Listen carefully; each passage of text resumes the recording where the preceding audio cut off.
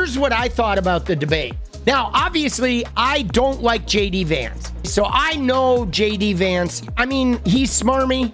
He's shifty. He's a Yale grad venture capitalist, suck up Peter Thiel, Trump hand jobber. He went from Trump is Hitler to lick Trump's in order to ride his coattails into office. So we know JD Vance is like a huge transactional power-seeking phony. We know this. That's obvious.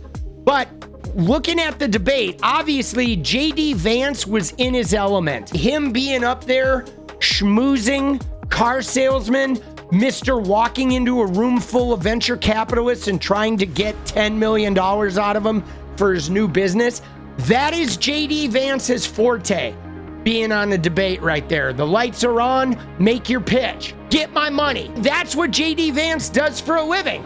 Venture capital. That's what those guys do. They go into a room, they deliver a sales pitch. So yeah, JD Vance was really good at that. Now, you look at JD Vance, though, go into the donut shop, and he looks like a goddamn moron. Because him going in and just having normal human conversations that aren't transactional, he doesn't know what the fuck he's doing. Because he is a transactional venture capitalist bitch boy. Now, Tim Walz, on the other hand, is a guy who will give a speech or go out and shoot the shit with you at the state fair, can go hang out and have interpersonal connections with any kind of human beings and sit down in your living room and have a nice talk about your family and your job and what you want out of government. But Tim Walz is not a salesman. He's not the guy who sits up there and is like, I'm going to sell you a vacuum cleaner and shit. Whereas JD Vance is going to come in and try to sell you your own underwear. He just wants to walk out with your money. So there are two very different personalities in that debate. But here's what I saw take place during the debate. Tim Walz stayed pretty much focused on policy. He talked about Kamala Harris's policy. He talked about the policies he implemented in Minnesota. He talked about the policies of Donald Trump that were like dangerous. And he talked about the behaviors of Donald Trump that were dangerous.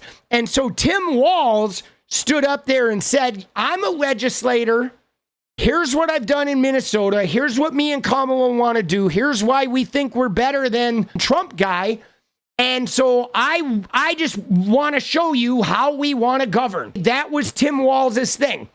And I think a lot of people probably saw that and really appreciate him. I think on one level, it was helpful to the Kamala Harris campaign because Trump's running around saying that they're communist, Marxist, fascist, socialists. And after the debate yesterday, you can see that no, Tim Walz is just an awkward old dad guy from the Midwest who's trying to pass some policies to help people have a better life. Very clear. Now, see, JD Vance, on the other hand, though, was very smooth talking, very avoiding the answering of the question. He got mad when he got fact checked. He would sometimes talk over the moderators.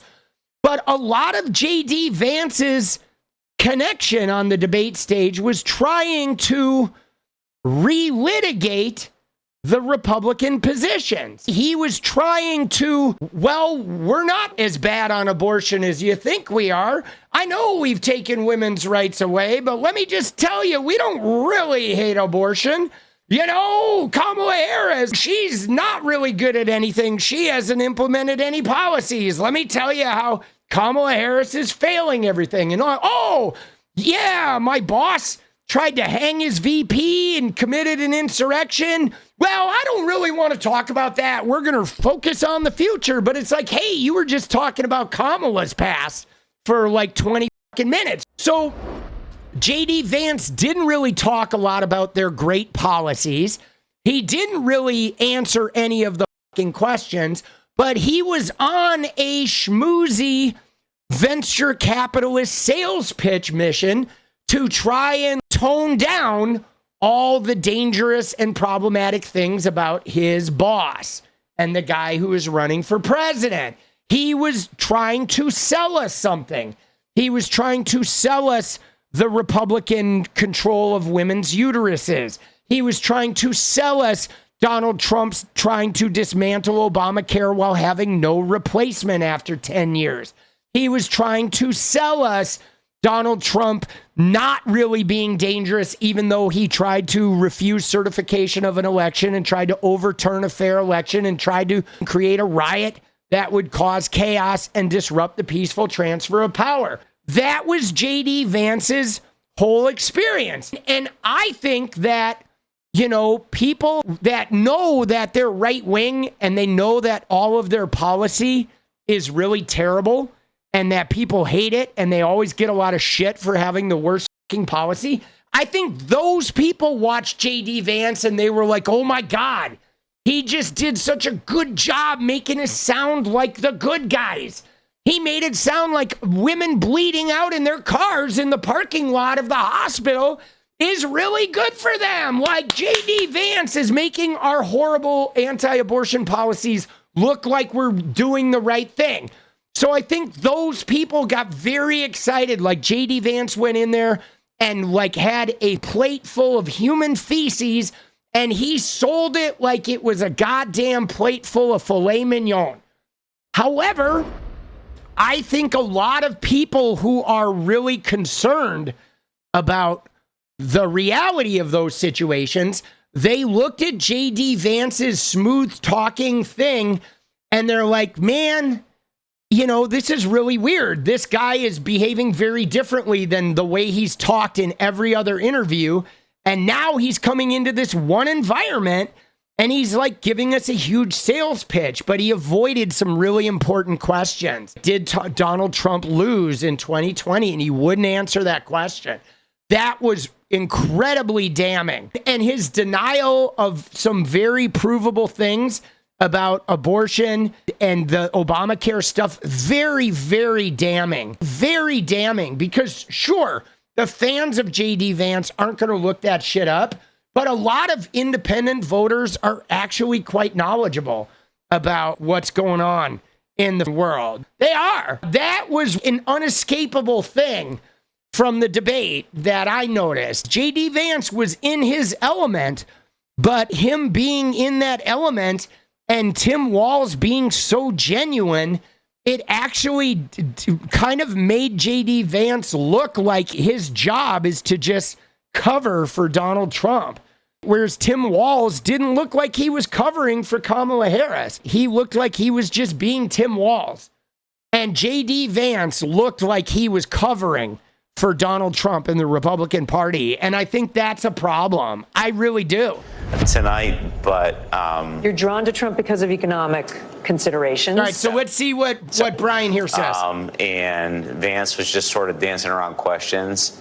So, you know, my opinion on things really hasn't changed too much tonight, but you're drawn to Trump because of economic considerations. Definitely. That's the big thing for you. Yeah. But everything else, it seems like you're maybe drawn to Harris. Yes, certainly. So very sort of socially liberal, I guess.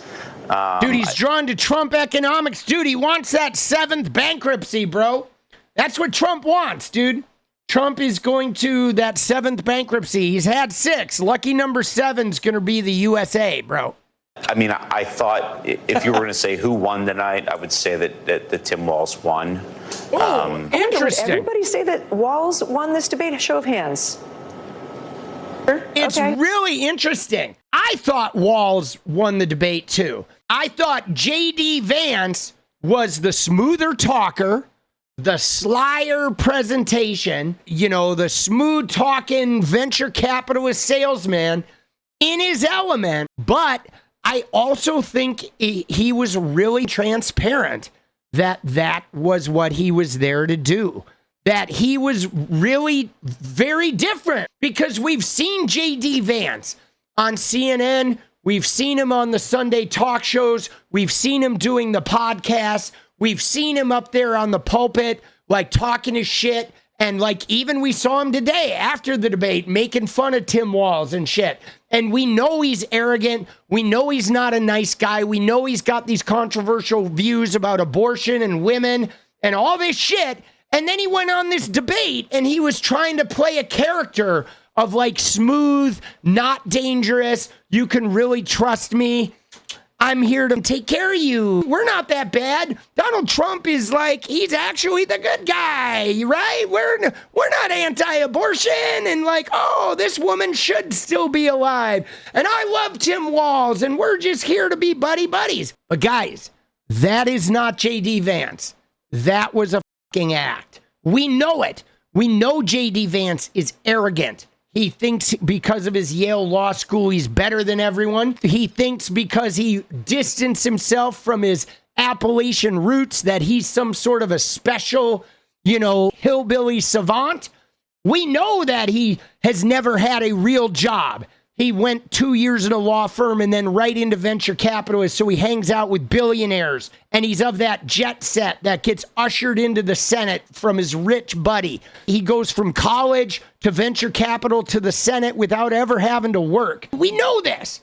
We know he's an arrogant, look down his nose at cat ladies and people who don't have kids, and that he thinks everybody is beneath him. We know this. We know that he knows Trump is America's Hitler and a horrible fucking politician, but he doesn't care because he realizes Trump can get him more of what he wants. So he's going to partner up with him to get those big bucks and that political power. Everybody knows that he's a shyster, transactional, arrogant motherfucker. So when he goes on a debate stage and plays the Gomer Pyle, all shucks, Tim Walz buddy, dude, we know he's faking. We know he is faking. Tim Walz had some awkward pauses, stumbled on some words, accidentally made some gaffes about the school shooter shit, made a couple really great points, but that whole time on stage, Tim Walz was the same awkward, goofy, hand-wavy, animated Midwestern guy that Tim Walz has been on every other stage or every other mic he's been in front of. And that type of consistency of personality is precisely why Tim Walz won that debate. Because Tim Walz was unvarnished, he was imperfect, he was not smooth, he was at times awkward, but he was like the same fucking Tim Walz we have always seen. He wasn't putting on an act. He wasn't trying to sell himself as something he is not. He was the real deal. And that's a winner. That's a winner. I'm telling you, that's why he won.